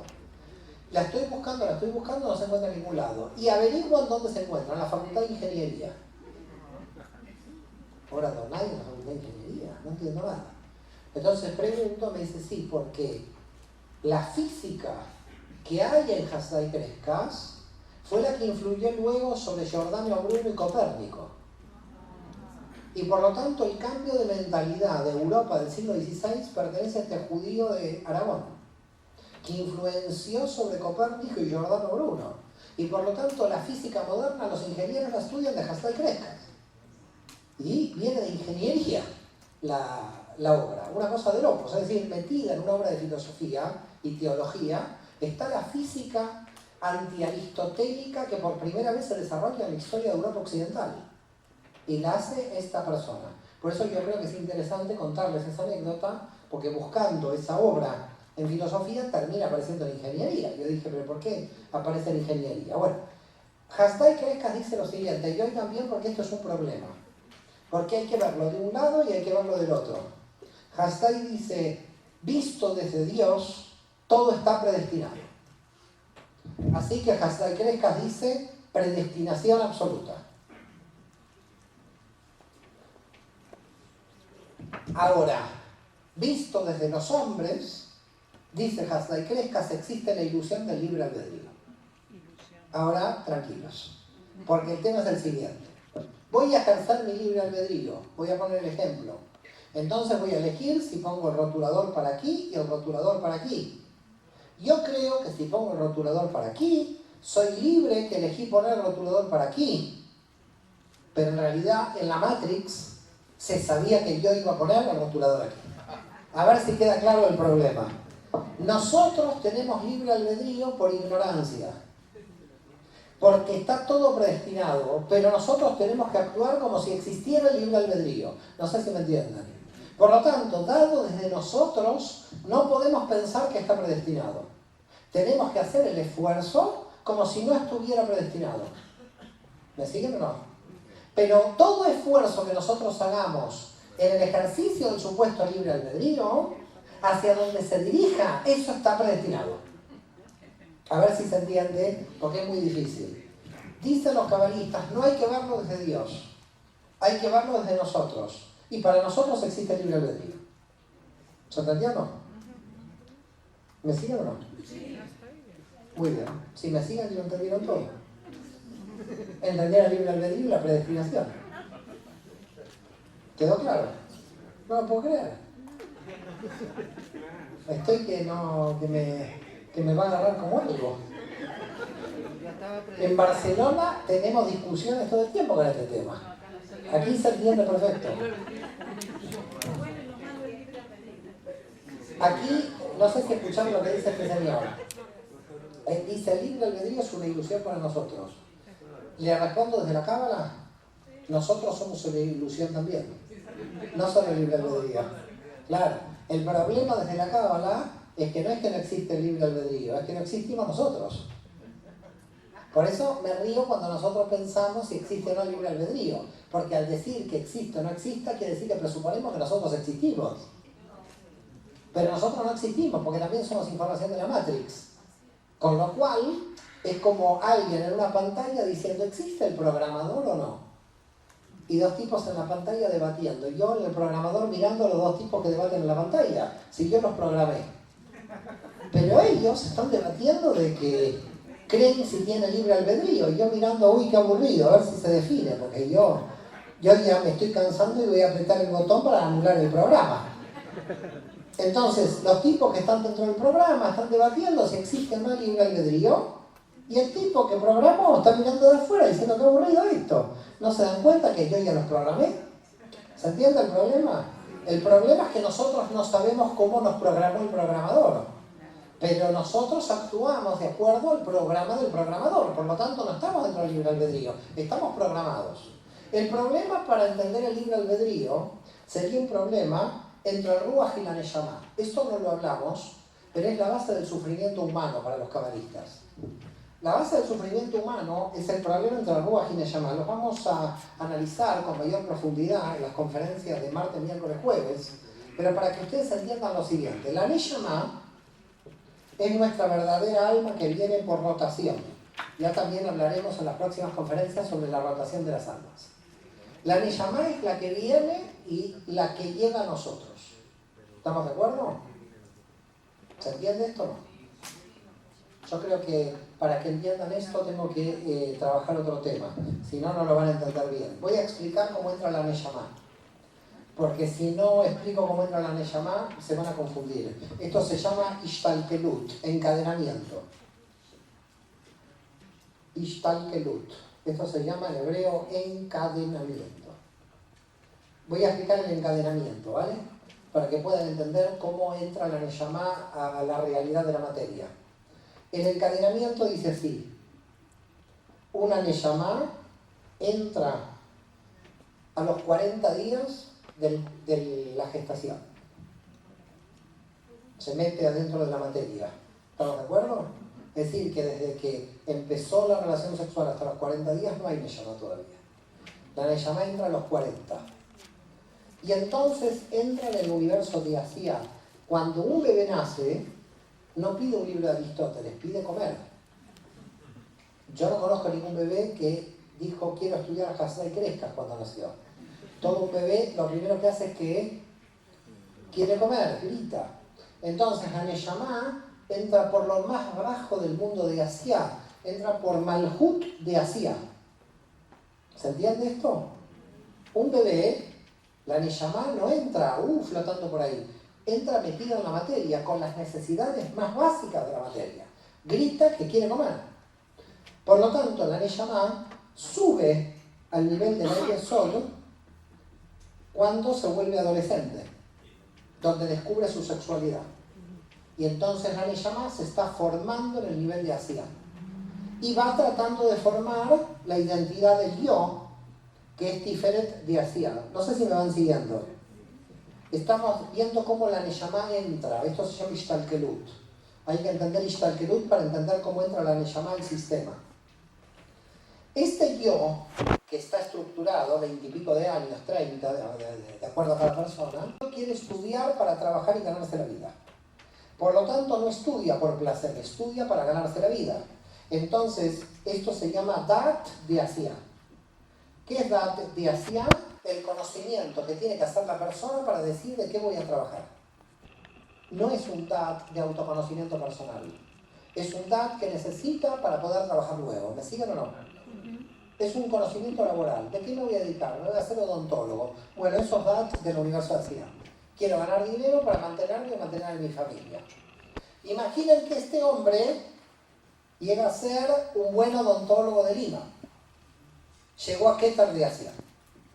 Es decir, en el campo de la materia, llegó a lo máximo que podía llegar. Puede tener más pacientes, puede tener más clientes, pero ya llegó a Keter de Asia. Quiere decir que él está feliz, entre comillas, con lo que logró en la materia. ¿Hasta aquí se entiende? Los cabalistas dicen que cuando alguien llegó a Tiferet de Asia, se encuentra en Malhut de Yetzirah. Porque este es el proceso de autoconocimiento personal. Es decir que en Dat de Asiá ya está en Yesod de Yetzirah y en Keter de Asiá está en Tiferet de Yetzirah. Quiere decir que el que alcanzó en la materia su máximo desarrollo recién está en la mitad del desarrollo de saber quién es. Porque todavía no tiene el autoconocimiento de Yetzirah. No sé si me están siguiendo. Con mamá, qué pasó con papá, entra Jung por aquí, Jung por allá, se mete con Freud, se mete con Lacan, quiere saber quién es. El saber quién es ya no es un saber para ganar dinero, es un saber para saber quién es. ¿Se entiende? Con lo cual ahora estamos en Dat de Yetzirah. ¿Me van entendiendo? Y entonces se está metiendo ahí en Dat de Yetzirah. Dice la Kabbalah que cuando tú estás en Keter de Asiá, Tiferet de Yetzirah, estás en Malhut de Briah. Con lo cual, si llegas a Keter de Asiá, que sería un autoconocimiento total de ti, que ya es como difícil, Keter de Yetzirah es Tiferet de Briah. ¿Y qué es Briah? ¿Por qué existe el universo? Ya la centralidad del yo desaparece. Y empiezas a hacerte las grandes preguntas. ¿Qué sentido tiene la vida? ¿Qué es todo esto? ¿Para qué sirve esto? Física cuántica. Ya no estás en psicología. Ya no estás en el autoconocimiento personal. Porque ya estás en Briah. Y Briah tiene que ver con el cosmos más allá de todo. Y entonces subes a Dat de Briah, que es donde está la Cábala. Por lo tanto, estudias para mantenerte, Dat de Asiá, estudias para tu autoconocimiento, pero cuando tu autoconocimiento llegó al máximo, ya te aparecen las preguntas cósmicas fuera del campo del yo que te llevan a Tiferet de Briah. Y ahí subes a Dat de Briah, porque estás en los grandes temas místicos. Pero si tú estás en Tiferet de Briah, subiendo a Dat de Briah, estás en Malhut de Atzilut. Por lo tanto, quiere decir que en el nivel de Dat de Briah ya estás subiendo para Atzilut, comprendiendo que las variables de tiempo y espacio desaparecen. Te empiezas a tener aquí una noción de que no hay tiempo ni espacio. Porque ya en Dat de Briah estás en el nivel de Yesod de Atzilut. No podemos llegar a Keter de Briah. Porque Keter de Briah es la Merkabah, el trono de Metatron, el dios de la Merkabah. Y llegar alguna vez a Keter de Briah es entender cómo funciona Tiferet de Atzilut. Y nosotros todavía estamos en Dat de Briah. ¿Se entendió lo que es Ishtalkelut o más o menos? Sí. Es encadenamiento de los universos. Los universos no se encadenan cuando yo estoy abajo con respecto a lo de arriba. Eso es concatenación de universos. Ishtalkelut es cómo el alma se va desarrollando para tratar de llegar a entender cuál es su Neshama, porque su Neshama está en Briah. Con lo cual, en realidad, la entrada que hace el alma es complicada, porque el alma entra en el nivel más denso de la materia. Por lo tanto, podemos decir que sucede una cosa paradójica. El alma se puede quedar en Asiá. Y entonces suceden cosas misteriosas. Sucede que hay mucha gente que mezcla los niveles de conocimiento. Cree que conociendo mucho Dat de Asiá es lo mismo que Dat de Yetzirah, o conociendo mucho Dat de Yetzirah es lo mismo que Dat de Briah. Son conocimientos diferentes. Lo pueden ver esto claramente. Este es claramente utilitario, basado en el sostenimiento de la persona en esta realidad. Este no es utilitario, pero este todavía tiene un problema porque centraliza el yo como preocupación del yo. Tiene demasiado el yo. Para que salir del yo tenemos que estar en Dat de Briah. Y entonces salimos del yo. ¿Se entiende cómo entra la Neshama al sistema o más o menos? ¿Hay alguna duda? Porque si seguimos...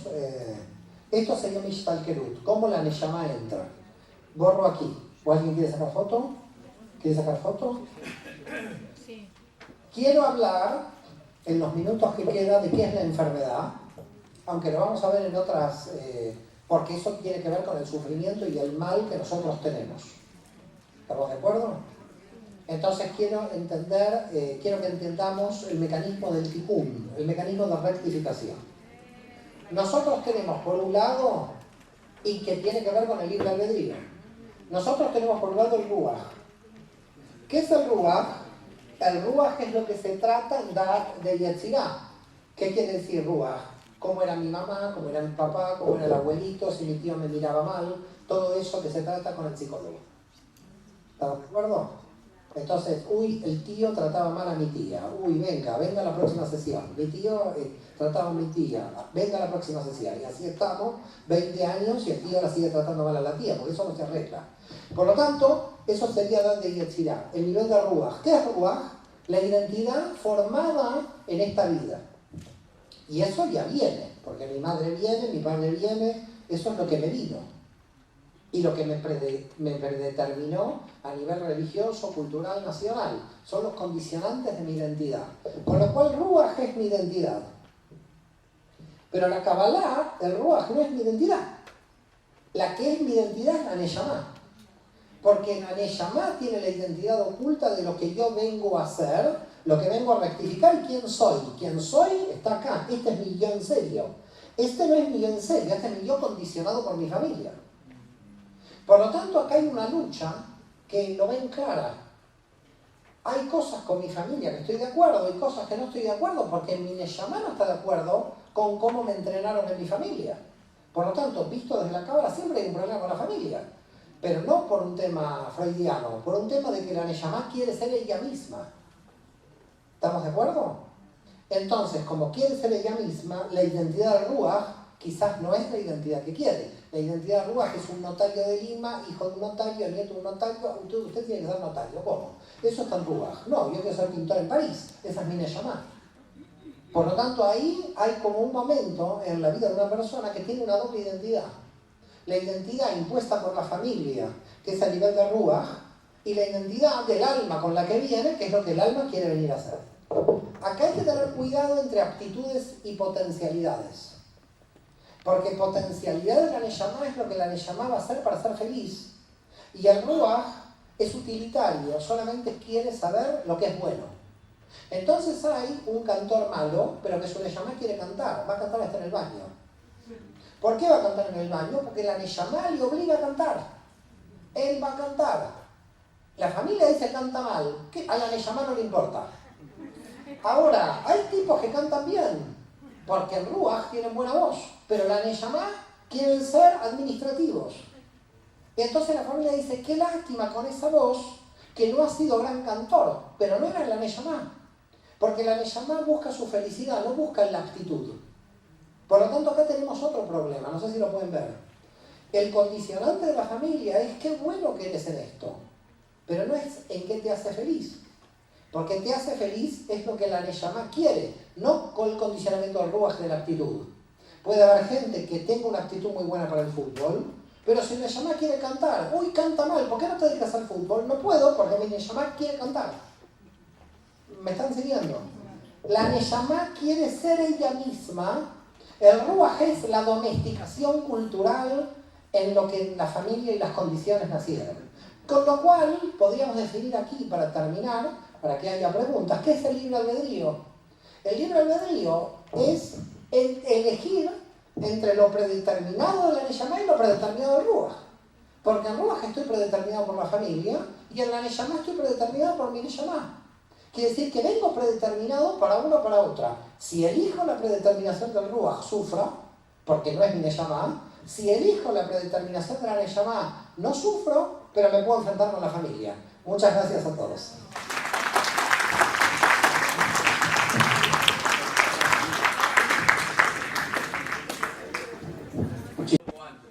La que yo quería consultar es que yo he estado escuchando toda la ponencia, casi desde la mañana.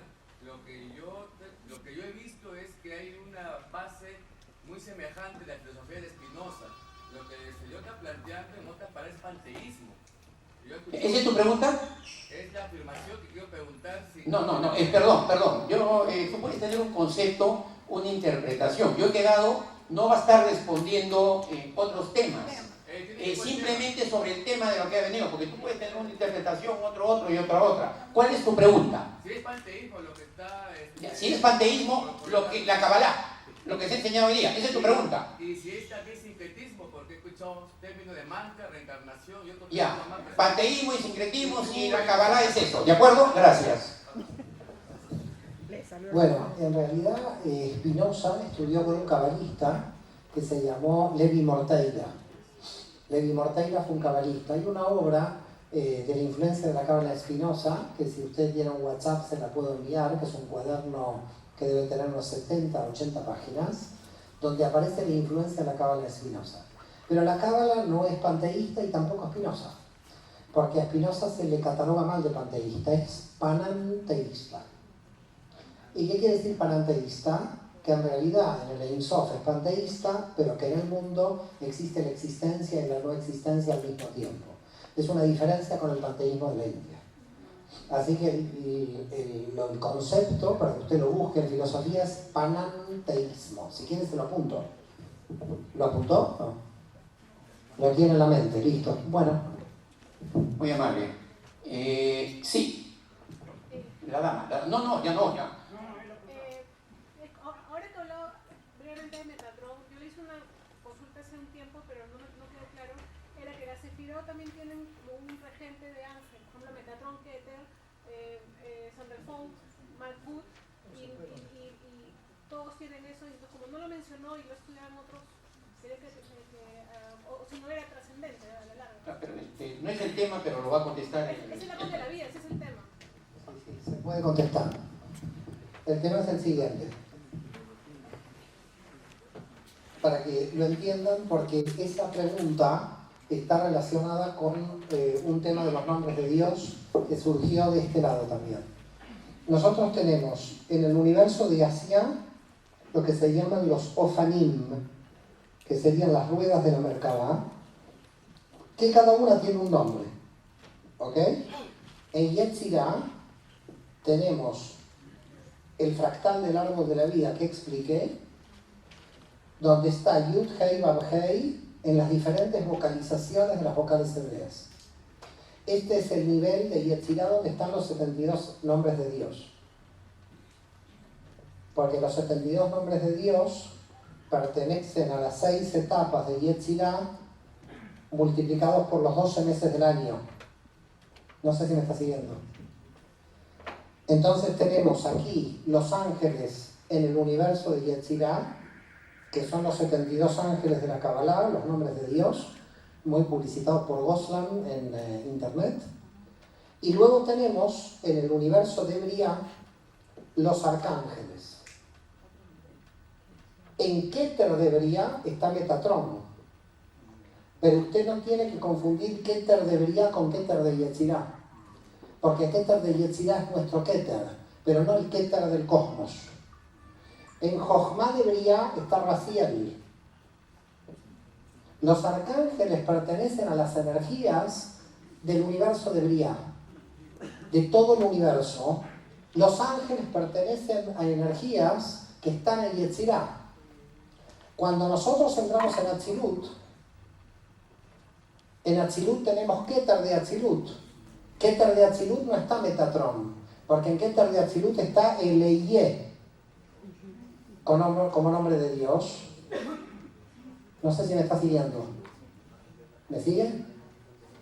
En Tiferet, el Yud Hei Vav Hei, que se va a hacer fractal de Yetzirah. En Yesod del universo de Atzilut, el Shaddai, el Hai. Y luego, aquí está el Shaddai. Y luego en Malhut, Adonai. Luego, aquí tenemos Elohim, Yud Hei Vav Hei Elohim y Elohim Tzvaot. Y aquí tenemos él, etc. Aquí están los nombres de Dios de las matrices. Aquí están los arcángeles, aquí los ángeles y aquí los ofanim. Con lo cual, cuidado, si usted me habla de Keter de Asia, son ofanim. Si me habla de Keter de Yetzirah, es una frecuencia del tetragrama. Si me habla de Keter de Briah, es Metatron. Y si me habla de Keter de Atzilut, es el Eiyeh.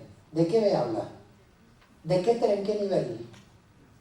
No sé si me entiende. Sí, de pronto sí. Pero la gente cuando estudia Cábala lo mezcla todo. Cree que el Eiyeh está con Metatron, Metatron está en Yetzirah. ¿Me comprende? No hay que mezclarlo todo. En cada universo hay otra energía y otro nombre de Dios.